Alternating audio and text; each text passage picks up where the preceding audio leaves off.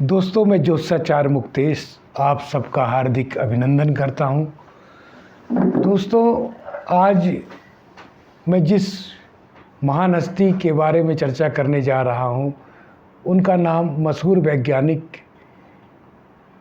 Albert Einstein जी की कुंडली है, जो कि इस प्रकार से है। दोस्तों, इनकी कुंडली मिथुन लग्न की कुंडली है और इनकी कुंडली में जो सबसे बड़ी बात है कि भाग्येश और दशमेश का एक्सचेंज हुआ है, राशि परिवर्तन हुआ है, जो कि एक क्लास 1 का राजयोग होता है और इसने इनको काफ़ी ऊंचाइयां दी और काफ़ी इनका नाम वैज्ञानिक जगत में रहा है। क्योंकि 10वां बुध जो है 10वें गुरु दशमेश होकर नवम में आ गया और नवमें शनि जो है कर्म स्थान में बैठ गया। तो ये दो बड़े भावों का एक्सचेंज है, जिसको कि महायोग कहते हैं। दोस्तों, ये महायोग ये बन गया। भाग्येश और दशमेश का जो एक्सचेंज है, इसको महायोग बोलते हैं और ये बहुत ही गजब का एक राजयोग होता है।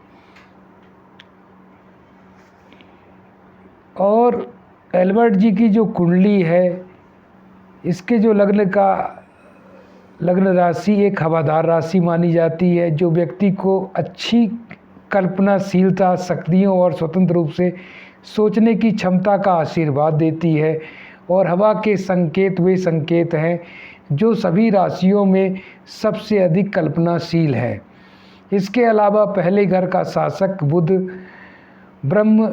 ब्रह्मांडीय प्रतिभा ही है और यह कुंडली के बाकी हिस्सों के लिए स्वर और एक बोधगम्य प्रवृत्ति निर्धारित करता है। विस्तृत पहलुओं में जाने से पहले हम देख सकते हैं कि बुध बुद्धि और लोभी, ज्ञान, सोचने की क्षमता, ग्रह और नव प्रवर्तन और विभिन्न अन्य चीज़ों जिनके लिए एक व्यक्ति को अपनी बुद्धि और विवेक का उपयोग करने की आवश्यकता होती है, को सबसे शक्तिशाली घरों में से एक में रखा जाता है। हालांकि बुध नीच का है, लेकिन उच्च के शुक्र के साथ उसकी युति होने के कारण बुध की यहाँ की स्थिति वास्तव में मजबूत और प्रबल हो जाती है, क्योंकि ये 10वां भाव है। और आगे अगर देखा जाए तो यह ग्रहों का यह दुर्लभ विन्यास, जिसमें एक नीच ग्रह उच्च ग्रह के साथ युति करता है, नीच भंग राजयोग भी कहलाता है। इसलिए बुध का दोष समाप्त हो जाता है, वह बलवान हो जाता है और इनका नाम पूरी दुनिया में प्रसिद्ध हुआ। चूँकि नीच भंग राजयोग जग में प्रसिद्ध करता है, इसमें कोई भी शंका दोस्तों नहीं होती है। दूसरे योगों की चर्चा की जाए तो सरस्वती योग भी इनकी कुंडली में बनता है। चूँकि केंद्र और त्रिकोण में बृहस्पति बुध शुक्र की स्थिति यह दुर्लभ योगों में से एक है। एक व्यक्ति को समुद्री और असाधारण बुद्धि, ज्ञान, अद्भुत ग्रहण शक्ति का आशीर्वाद देता है। इस योग वाले लोग शानदार शिक्षक भी बन सकते हैं। जातकों का ज्ञान ऐसा होगा जिससे उसके आसपास के लोगों को हमेशा लाभ होगा। प्रवर्ज्य योग, इसके अलावा हम 4 ग्रह और बुध, शुक्र, शनि और सूर्य को सबसे शक्तिशाली में से एक 10वें घर में देख सकते हैं। एक घर में ग्रहों का ऐसा समूह एक योग बनाता है जिसे प्रवर्ज्य योग कहा जाता है। यदि अन्य महत्वपूर्ण कारक सहायक और सकारात्मक हैं तो यह योग कुछ सबसे असाधारण परिणाम देता है। यह योग व्यक्ति को दूसरे द्वारा चुने गए क्षेत्र में प्रमुखता प्राप्त कराता है। 10वें भाव में त्रिशूल के अधिपतियों का मिलन। 10वें घर में ग्रहों का संयोजन बिल्कुल भी सामान्य नहीं है, क्योंकि इसमें त्रिकोण भावों के स्वामी पहला घर, 5वां घर, 9वां घर शामिल है। जैसे देख लीजिए, 5वें घर का शुक्र और लग्नेश जो है बुध और भाग्येश गुरु, इसका भी एक्सचेंज है तो ये भी शामिल है, शनि भी शामिल है। तो इस तरह से इनकी जो कुंडली है बहुत ही गजब की हो गई और एक तरह से अधिक विशिष्ट और फलदायी बना सके। यह 10वें घर में हो रहा है। ट्राइन लॉर्ड्स का यह संयोजन व्यक्तिगत कैलिबर बढ़ाता है और पूर्व पुण्य अच्छे कर्मों का श्रेय भाग्य को इंगित करता है। चार्ट के कारक अत्यधिक मजबूत है जिसके कारण अल्बर्ट आइंस्टीन ने महिमा के ऐसे शिखर हासिल किए और उनकी विरासत और प्रतिभा की प्रशंसा की जाएगी, अनंत काल तक बनी रहेगी। दैदीप्यमान सूर्य बुध आदित्य योग की भूमिका।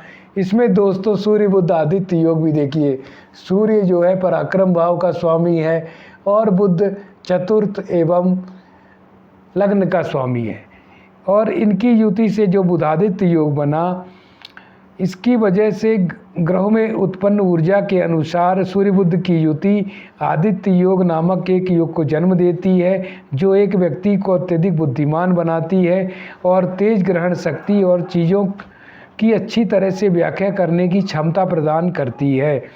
यह योग आइंस्टीन जी की जादूगरी के साथ पूरी तरह से मेल खाता है।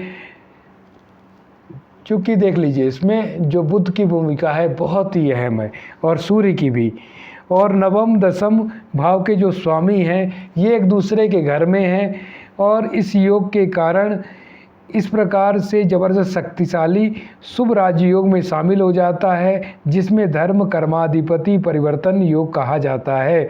इसलिए आइंस्टीन की कुंडली का आश्चर्य और सौंदर्य निरंतर चलता रहता है और यह निश्चित रूप से अब तक की सबसे सुंदर कुंडली में से एक कुंडली है। लाभकारी बृहस्पति की भूमिका। ट्राइन घरों पर उनका आशीर्वाद। बृहस्पति के कब्जे के कारण पहले से ही अच्छी तरह व्यवस्थित ट्राइन हाउस वन कहना चाहिए लग्न पंचम नवम cosmic preceptor master of wisdom Brihaspati के शानदार आशीर्वाद से बरसते हैं। इसने आइंस्टीन को महान और विशाल प्रकृति का व्यक्ति बना दिया, उन्हें मानव जाति के अधिक अच्छे के लिए अपनी ऊर्जा को व्यवस्थित करने के लिए प्रेरित किया। किसी व्यक्ति की कुंडली में अन्य ग्रह की कितने भी शक्तिशाली क्यों ना हो, राजयोग कितने ही क्यों ना हो, बृहस्पति ग्रह की सर्वोच्च दैवी कृपा के बिना व्यक्ति परम वैभव और अंतर्राष्ट्रीय पहचान प्राप्त नहीं कर सकता। इसलिए इनकी कुंडली बेहद ही महान कुंडली है और ये मैं मानता हूँ कि अब तक की सर्वश्रेष्ठ वैज्ञानिक कुंडली है। और इसी के साथ दोस्तों मैं आप सबसे यही कहूँगा कि आप भी अपनी कुंडली का टॉप क्लास एनालिसिस कराना चाहते हैं तो आप हमारे चैनल से जुड़िए और हमारा जो व्हाट्सएप नंबर है 8109337399, इस पे आप कॉल करके या इसमें आप अपनी जो बर्थ की डिटेल देकर इसमें शामिल हो सकते हैं और अपने कुंडली का अच्छे से एनालिसिस करा सकते हैं। दोस्तों इस चैनल को ज़्यादा से ज़्यादा सब्सक्राइब कीजिए ताकि आपको इसमें ज्ञानवर्धक जानकारियाँ मिलती रहे और ऐसे महापुरुषों की कुंडली भी आप समझ पाएँ। इनकी कुंडली में देखिए मालव्य योग भी बनता है, क्योंकि शुक्र देखिए उच्च का होकर केंद्र में है। लक्ष्मी नारायण योग भी है, गज केसरी योग भी बनता है क्योंकि चंद्रमा से केंद्र में गुरु है ना। तो इस तरह से इनकी कुंडली में बहुत सारे योग हैं दोस्तों।